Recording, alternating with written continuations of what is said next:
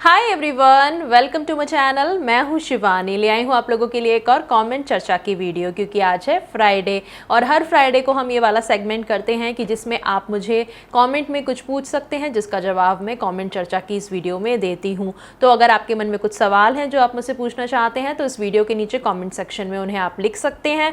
Next जो video आएगी comment चर्चा की, हो सकता है उसमें आपका सवाल भी पिक हो जाए और उस पर हम चर्चा करें। फिलहाल यहाँ पे कुछ कॉमेंट्स हैं जो मैंने पिछली वीडियो से लिए हुए हैं कमेंट चर्चा की, और जिन पे हम एक एक करके बात करने वाले हैं। वीडियो को एंड तक जरूर देखिएगा। पसंद आती है मेरी वीडियो तो लाइक करना ना भूलें, प्लीज लाइक जरूर करें। सुपर थैंक्स भी आप कर सकते हैं और मेरे चैनल पे बने रहने के लिए सब्सक्राइब भी जरूर कर लीजिएगा। आइए शुरू करते हैं आज का वीडियो।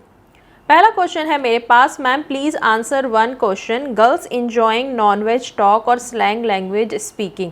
देखिए, अब ये तो लड़की की अपनी चॉइस के ऊपर है, उसकी अपब्रिंगिंग के ऊपर है, उसका सर्कल कैसा है उस पर भी डिपेंड करता है। तो सारी चीज़ों के बेस पे हर एक लड़की की डिफरेंट चॉइस हो सकती है। बहुत सारी लड़कियां ऐसी होती हैं कि जिनके घर में बिल्कुल भी स्लैंग लैंग्वेज या गाली गलौज का बिल्कुल भी माहौल नहीं होता, जिसमें से कि एक मेरी फैमिली भी थी। तो बहुत शौक़ लगा मुझे जब मेरी शादी हुई, और मेरी शादी हुई एक पंजाबी फैमिली में जहाँ पे अक्सर हवा में गालियाँ दे के बात करी जाती है। तो मैं बहुत एकदम शॉक हो जाती थी कि हैं ये क्या सुन लिया मैंने। तो ये थोड़ा सा हमारा जो एनवायरनमेंट रहता है, जैसे हम बड़े होते हैं उस पर भी डिपेंड करता है। अपने घर के माहौल के अलावा जब हम घर से बाहर निकलते हैं, जब हम अपने यार दोस्त ऐसे बनाते हैं कि जो इस तरीके के हों, तो उनका भी कभी कभी इन्फ्लुएंस पड़ जाता है। इसमें कहीं ना कहीं आपकी अपनी भी चॉइस रहती है कि आप कितना खुद को इन्फ्लुएंस होने देते हो उनसे और उनकी इस चीज़ को कितना अडेप्ट करते हो। तो लड़कियों के साथ भी ऐसा होता है। अब वो लाइक करती हैं या नहीं लाइक करती हैं, या फिर बस कूल बनने के लिए या एक ग्रुप में एक्सेप्ट होने के लिए ऐसा कर रही हैं, तो ये अब वो खुद ही जान सकती हैं कि वो ऐसा क्यों करती हैं और उनको पसंद है इसलिए कर रही हैं, या फिर बस ऐसे ही कूल बनने के लिए या इंक्लूड कराने के लिए खुद को एक ग्रुप में इसलिए ऐसा करती हैं। नेक्स्ट कमेंट पे आते हैं।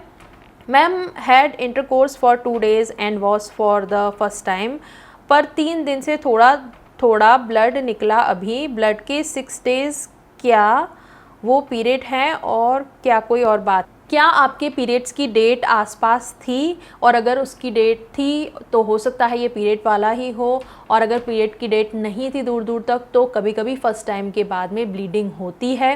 किसी किसी को कम होती है, किसी को ज़्यादा भी हो सकती है। आपको ऐसे टाइम पे रेस्ट करना चाहिए। आप पैड का यूज़ कर सकते हो। आप वहाँ पे जो आपका प्राइवेट एरिया है वजाइना के आसपास, वहाँ पे गर्म पानी से सिकाई कर सकते हो। गर्म पानी से वहाँ वॉश कर सकते हो, लाइक हल्का वार्म वाटर जो होता है वो। और अगर बहुत ज़्यादा ब्लीडिंग होती है, आपसे कंट्रोल में नहीं आ रहा है, पीरियड की डेट भी आसपास नहीं थी, तो मैं बोलूँगी फिर ऐसे में आप मेडिकल हेल्प ज़रूर लीजिएगा। मैम प्रेग्नेंट करने का सही टाइम कौन सा होता है?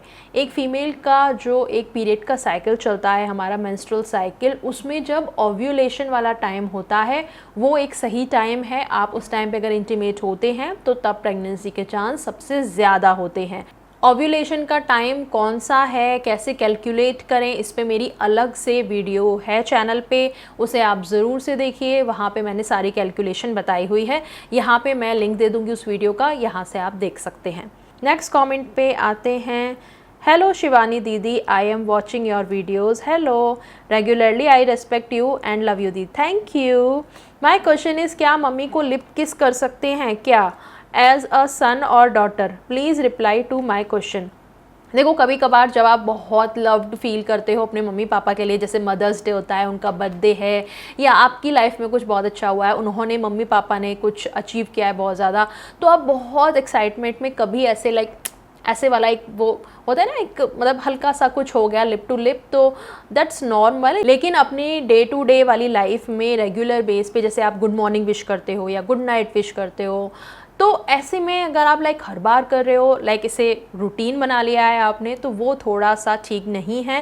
पहली बात इसमें क्या हो सकती है कि अगर कोई और देखेगा बाहर वाला तो वो आपको जज कर सकता है। दूसरा, आपको अपनी एक बाउंड्री क्रिएट करनी चाहिए। इवन ये पेरेंट्स को ही इनिशिएट लेना चाहिए, बचपन से ही बच्चों को बाउंड्रीज सिखानी चाहिए। मैं आपको अपना एग्जांपल लेके सिखाती हूँ। जैसे कि मेरी बेटी है, जब वो बहुत छोटी थी तो कभी कभी ऐसे लाइक हम उसको किस करना चाह रहे हैं या वो करना चाह रही है, तो एक्सीडेंटली कभी लाइक लिप टू लिप अगर हो भी जाता है तो हम उसे वहीं सिखाते थे कि बेटा ये गलती से हो गया, पर ये ऐसे नहीं करना है, आप ऐसे नहीं कर सकती। स्पेशली उसके फादर ने खुद से इनिशिएट लिया और वहाँ पे उसको बाउंड्रीज सिखाई।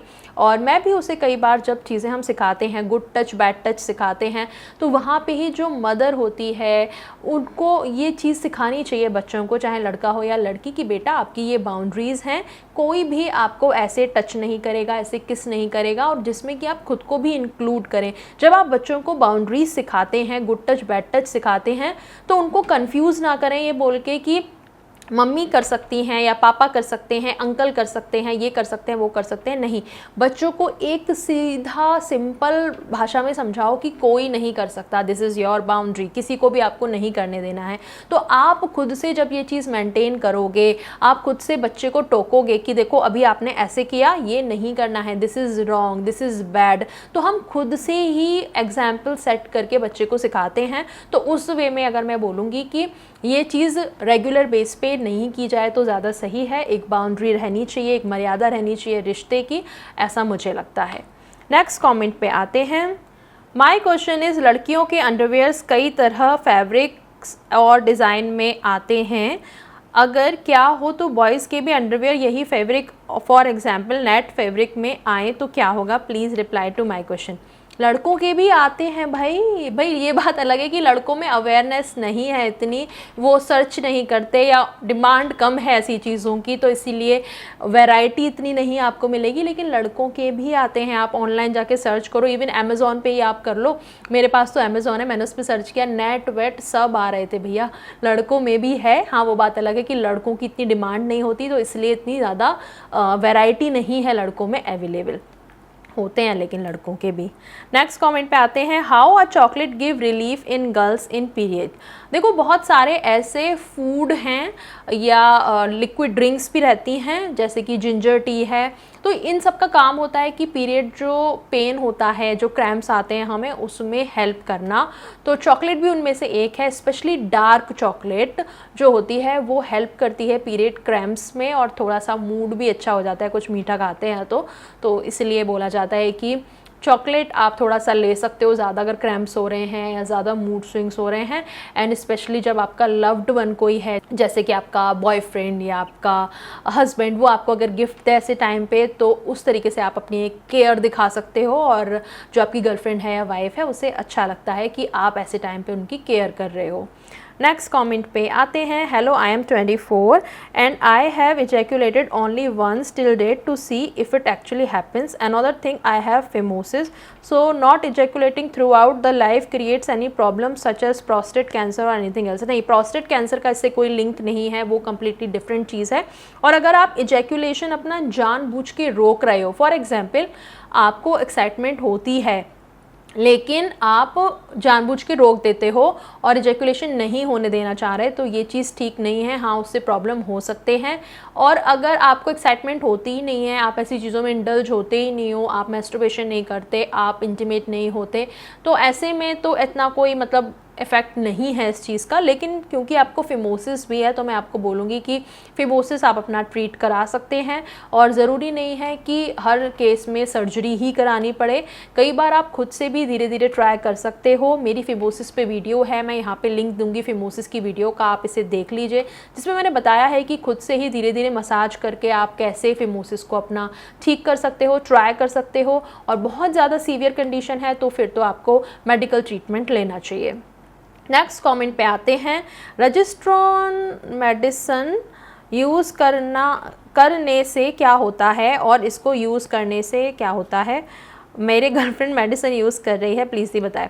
आई थिंक ये REGE है, रेजेस्ट्रॉन करके, और ये पीरियड्स के लिए काम में आती है। जैसे कि किसी को ज़्यादा दर्द होता है पीरियड में, या बहुत ज़्यादा ब्लीडिंग होती है, या जैसे कि पीरियड्स इरेगुलर हैं, आते नहीं हैं, हार्मोनल इम्बैलेंस है, तो उसके लिए ये दवाई यूज़ की जाती है। आपकी गर्लफ्रेंड क्यों ले रही है, आप उनसे पूछ सकते हो, इतना तो पूछ ही सकते हो ना कि ये किस चीज़ की दवाई है, तुम क्यों ले रही हो, तो आप उनसे पूछ सकते हो। वैसे पीरियड से रिलेटेड होती है। नेक्स्ट कमेंट पे आते हैं। हेलो शिवानी दीदी, please take my question for next Q&A, please, बहुत इंपॉर्टेंट है। ओके ओके, ले लिया आप, चलो फटाफट से इस वीडियो को लाइक कर देना। माय क्वेश्चन इज़, मैंने एक न्यूज़ देखी, उसमें एक लड़की का वीडियो वायरल हुआ, उसमें वो डांस कर रही थी, फिर डांस करते वक्त उसका ड्रेस फट गया और उसे मालूम नहीं था, उसने ड्रेस के अंदर अंडरवियर नहीं पहना था, इस वजह से उसका प्राइवेट पार्ट विजिबल था, ऊपर से उसका वीडियो वायरल हुआ और न्यूज़ में भी दिखाया, तो इस केस में वो लड़की क्या करे? ओ माय गॉड, पहले बात तो अंडरवियर क्यों नहीं पहना था, और स्टॉकिंग्स वगैरह भी लड़कियां पहनती हैं, बॉय शॉर्ट्स पहनती हैं, भाई खुद को आप करके चलिए सेफ़। तो सबसे पहली गलती तो यही है कि पहनना चाहिए था ना भाई। और दूसरा, अब जब कुछ चीज़ वायरल हो गई तो हो गई, अब क्या कर सकते हैं इसमें। वैसे तो ऐसी सिचुएशन में मैं बोलूँगी कि अंडरवेयर पहनना चाहिए, स्टॉकिंग भी आप पहन सकते हो स्किन कलर वाली, तो उससे क्या है कि आपका लुक भी ख़राब नहीं होगा और आपको एक्स्ट्रा प्रोटेक्शन भी मिल जाएगी। और कभी ऐसा होता है ना कि कुछ भीड़ भड़ाके वाली जगह में आप जा रहे हो, मार्केट में हो या पब्लिक प्लेसेस में हो, कभी आपकी ड्रेस वगैरह फट जाए, तो ऐसे में आप किसी लड़की से, दूसरी से हेल्प ले लो, कोई स्टोल वगैरह लेके उस चीज़ को कवर कर लो, या फिर मार्केट से कुछ स्टोल वगैरह ख़रीद के कर सकते हैं। अब जो चीज़ अब हो गई, वायरल हो गई चीज़, तो अब इसमें तो अब क्या ही किया जा सकता है। बहुत ही अनफॉर्चुनेट बात है कि ऐसा हुआ, लेकिन इससे हम आगे के लिए सबक ले सकते हैं कि ऑलवेज वियर योर अंडरवियर यार। नेक्स्ट कमेंट पे आते हैं। मैम, मैं अपने हस्बैंड से किस नहीं कर पाती, क्यों नहीं कर पाते? रीज़न क्या है? क्या हस्बैंड को आप पसंद नहीं करते, फीलिंग्स नहीं आती, गंदा लगता है आपको किस करने में, या क्या रीज़न है? आप एग्जैक्ट मुझे रीज़न बताइए, तो हम उसके हिसाब से फिर आगे बात करेंगे। नेक्स्ट कमेंट पे आते हैं। 2 साल का बच्चा अगर रात में ज़िद करे फ़ोन देखने के लिए और रोए बहुत ज़्यादा, ना दो तो चिल्लाए, तो क्या करना चाहिए? देर तक फ़ोन देखने को कहे तो? फ़ोन की लत उसे अभी से इस एज में लगा दी आपने, ये तो बहुत ज़्यादा आगे आपने ले जाके बच्चे को छोड़ दिया है, और अब कह रहे हैं कि अब क्या करें। देखिए, सबसे पहले तो इस एज में बच्चे को स्क्रीन बिल्कुल ही नहीं दिखानी चाहिए, चाहे फ़ोन हो, चाहे टीवी हो, लैपटॉप हो, उसे स्क्रीन से दूर रखना चाहिए।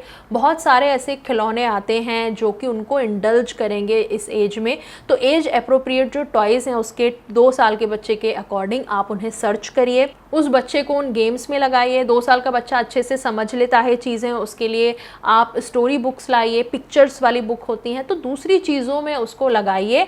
और सबसे इम्पॉर्टेंट चीज़, अगर आप खुद फ़ोन देखेंगे तो बच्चा भी ज़िद करेगा, आपको पहले खुद का फ़ोन साइड में रखना पड़ेगा, बच्चे के साथ उन गेम्स में इंडल्ज होइए, खुद उसको स्टोरी बुक में आप चीज़ें दिखा दिखा के उसको रीड करिए, खुद से उसको स्टोरीज सुनाइए। तो दूसरी चीज़ों में धीरे धीरे करके आप उसे ढाल सकते हैं। उसका स्क्रीन टाइम बिल्कुल बिल्कुल बिल्कुल ज़ीरो होना चाहिए इस एज में, और जब थोड़ा थोड़ा बड़ा होने लगे तब भी बहुत कम टाइम के लिए देना है, और ऐसी चीज़ देनी है जो उनकी उस एज के लिए अप्रोप्रिएट हो। नेक्स्ट कमेंट और कोई भी नहीं है, यही थे कुछ कमेंट्स जो मैंने आज की वीडियो के लिए पिक करे थे। अगर आप भी मुझसे कुछ पूछना चाहते हैं तो इस वीडियो के नीचे अपना सवाल आप मुझे लिख सकते हैं। ये वीडियो अच्छी लगी हो तो लाइक ज़रूर से करना है, सुपर थैंक्स आप मुझे कर सकते हो, शेयर कर सकते हो ये वीडियो, और सब्सक्राइब कर लीजिए मेरे चैनल को अगर अभी तक आपने नहीं किया है तो। अभी मैं चलती हूँ, मिलूंगी आपसे अगले वीडियो में एक नए टॉपिक के साथ। तब तक के लिए बाय, टेक केयर।